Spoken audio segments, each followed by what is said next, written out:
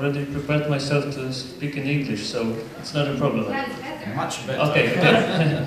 Okay. So there are many problems we already touched. What is European, what is not. I have attended several conferences with the main topic, what is European, what are European values, and so on. And this is really problematic, because when we take, for instance, the openness for immigrants, let's take this. Well, there are entire nations in the Western Hemisphere who are composed of immigrants, so they are even far more open to immigrants than we would ever be, I think. Argentina, I think, is the record belongs to Argentina, I think, because this nation in the late 19th century totally changed itself ethnically from Southern American to European, because they have invited so many Europeans, and that was the deliberate decision. They totally changed they wanted to change their culture. And until recently, Argentina was a totally Europocentric nation, and it reportedly changes now because they don't want to identify themselves as Europeans. So I think there's some problem with European values when the nation which in the Americas, which was the most pro-European, now don't want to be identified as European. They have, for instance, they got rid of this great statue of Columbus from Buenos Aires, and they put it in more secluded area. It was in a very, very high-profile place, and now it's not to getting into the details. And I think that there is some truth in what Mr. Epolesi said, that it's easier to say what's European, to state what's European from outside, not from Europe. But it's not always a favorable image, I'm afraid. For instance,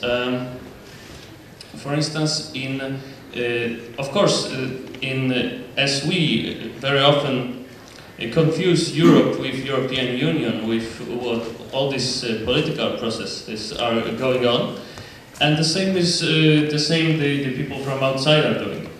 And they very often think, well, European, okay, lack of democracy, because the Council of Europe is not very democratic, is it? Lack of democracy.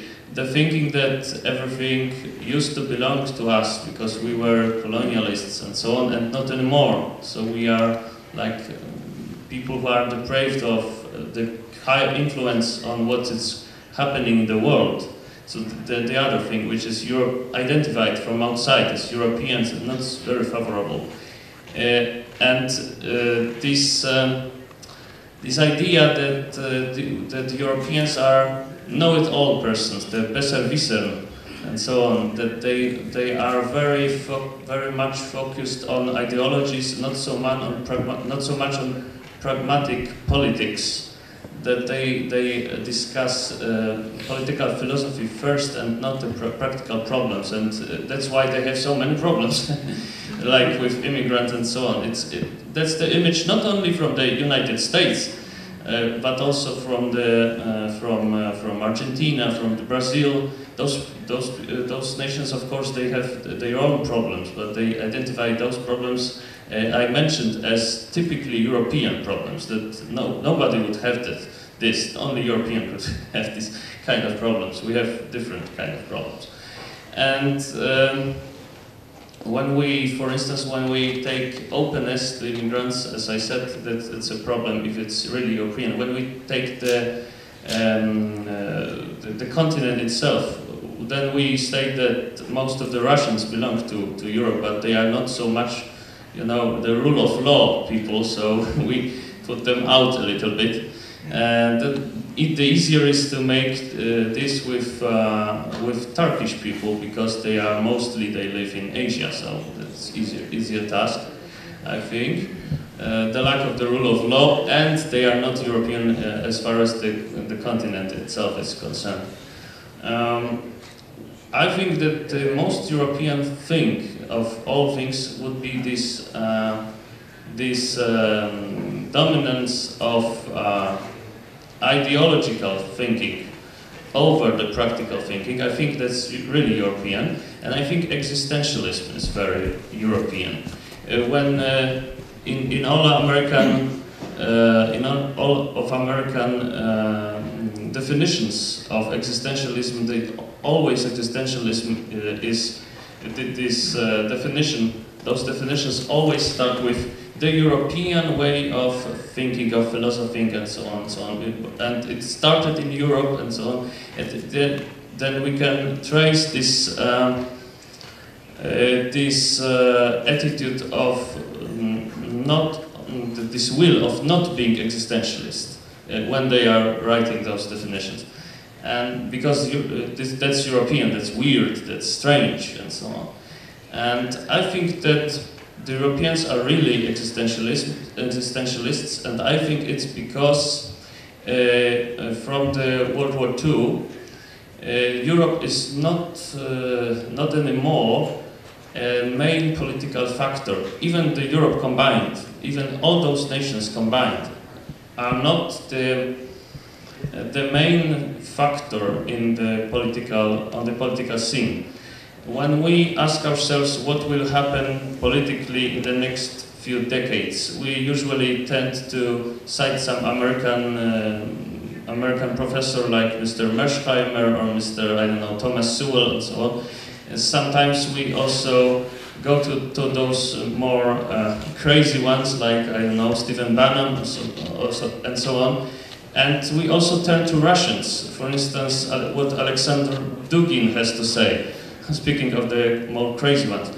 But this is really, I think it's very symptomatic that the Europeans are not anymore in charge. So we focus more on definitions, on political theory, because the political practice is not very much for us now. And as far as as Mr. Kolesi has said, probably the only achievement of the European Union, the peace for many decades, I'm afraid it cannot be counted as an achievement of the European Union or the European project in general, because this is the result of this Europe becoming a periphery, both culturally and politically. And this is the result mainly of the nuclear bombs and so on, which predominantly don't belong to European powers. And they are like 8,000 nuclear bombs in possession of the Russians, and more or less the equal number in possession of the Americans. So we have this equality and we have this equilibrium between those two powers. And the same is happening in culture. And as I said, when we ask ourselves what the political changes will be, and we usually turn to Americans or to Russians, sometimes to the Chinese and Indians and so on, and not so much to Europeans, not so much as it used to be. And that's why I think that this overgrowth of ideological thinking has appeared, and this overgrowth of existentialism, that okay, we are not the most powerful, we are not very keen on admitting this, but we are not so, we must accept to some extent the reality, we are not so powerful, but we are like better, wiser or something. Sometimes it's right, sometimes we kid ourselves, but we like to think about Europe in such a way, I think. And I think existentialism would be the most European thing right now, to identify as European. Because in taking everything else, for instance, the rule of law, the first country that realized the real political equality, the real liberal system, is the United States.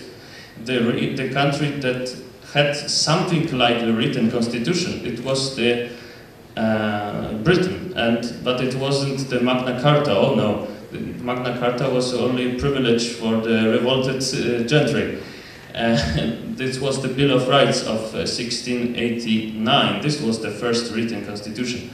Really, that usually we also would like in the continent, in the continental Europe, we very often make jokes that the English, oh, they function without the constitution. No, no, no, the Bill of Rights, that's the constitution. It's very short, but it's still a constitution. So the rule of law is not very European, but we have accepted it as our own, and that's very good credit for Europe. But it's not European in such a way that it could exclude all the other parts of the world from this definition, that it's only European. It's not only European, of course. And so I think that I think this inclination to political theorizing and existentialism would be the most European thing to think of, and that's why that I don't identify, and I have noticed that the other panelists were not so very keen on identifying themselves as Europeans. Not so very keen. That was at the end and humbly and so on. I did. Yes, you did. Yes, that's right. That's right.